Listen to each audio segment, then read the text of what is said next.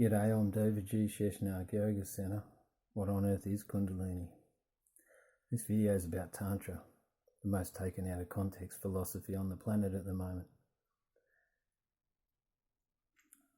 Does anyone know what Tantra means? Tantra means to transcend the duality.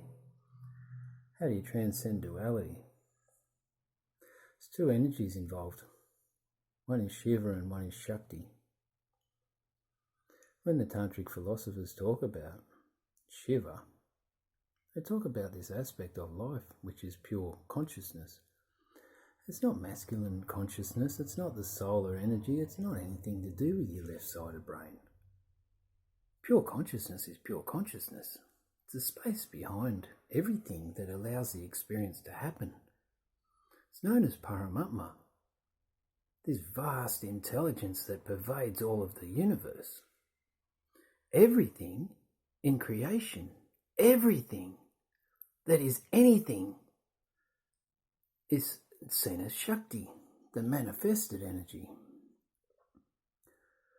So when the Tantrics talk about worshipping the feminine, they utilize everything in creation because creation sits in the container of pure consciousness. So everything, from the very first thought to the most manifested physical action, is seen as Shakti. Sure, there's energies to do with this and that. You know, if you want to look into the physiology, there's a solar and a lunar energy that are going through the human framework. They also function through the hemispheres of the brain. The solar energy rises up in a channel called a Pingala. The lunar energy, the feminine energy, raises up through the nadi called Ida. They're seen on the medical symbol. It's all still Shakti, mate. There's no fucking Shiva yet because it's all a duality. So you balance and activate, harmonize all your chakras. As you do this, the hemispheres of your brain are balanced. Then the Kundalini enters Sushumna, which is the neutral channel. The Kundalini then passes up through the chakras, through the three nadis. Not the nadis, the granthis. There's a granthi, which is a knot between the third and the fourth chakra, called Brahma Granthi. Then there's another one that is close to the fifth chakra, which is known as Vishnu Granthi. Then there's one just between the sixth and the seventh chakra called Rudra Granthi. So the Kundalini raises up Sushumna as the chakras are balanced systematically and harmoniously. That's why historically you couldn't go to a fucking 2-day workshop and become an avatar. You spent 12 years under the guidance of a guru to make sure that your chakras were balanced and all your shit was purified. So then all the energy in your body travelled up the neutral channel and returned to what they know or say as the abode of Shiva, which is here, which is known as your fourth ventricle. It's close to your hypothalamic pituitary axis. It's got to do with your pineal gland. There's a whole lot of stuff going on. The Egyptians knew about it. Hermes knew about it, the messenger of the gods.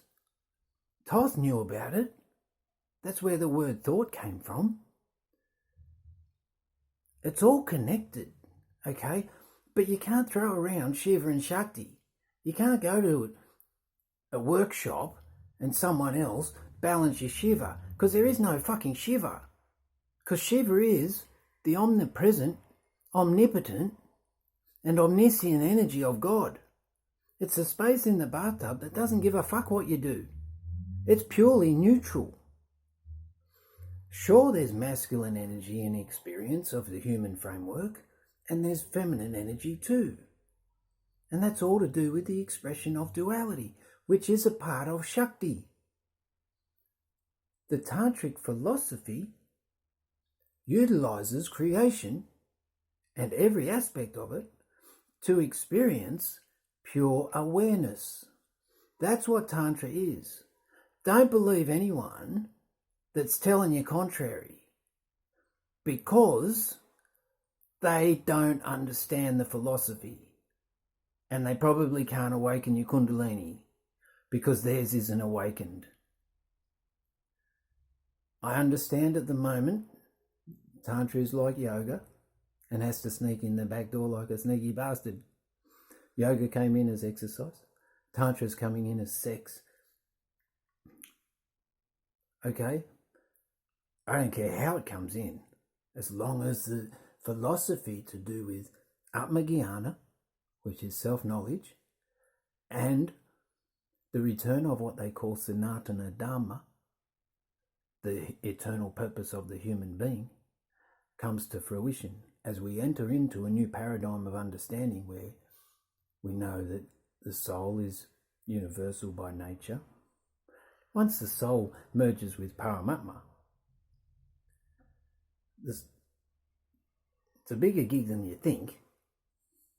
And to actually merge with Paramatma, you have to leave everything behind. And I doubt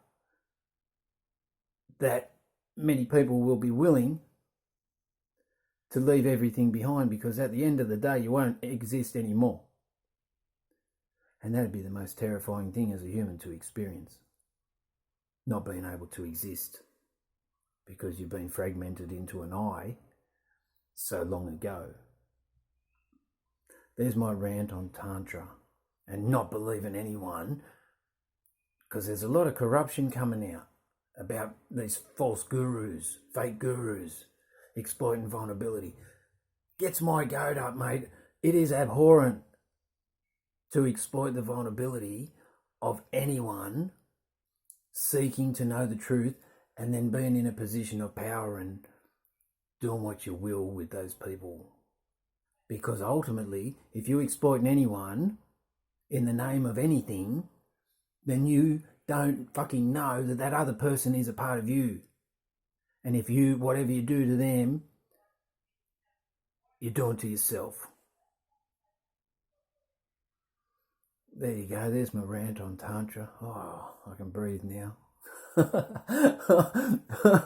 Share the world, Om Namah Shivaya, Hara Hara Mahadev. Peace. Sheshnaag.com. Sheshnaag Mandir. Peace.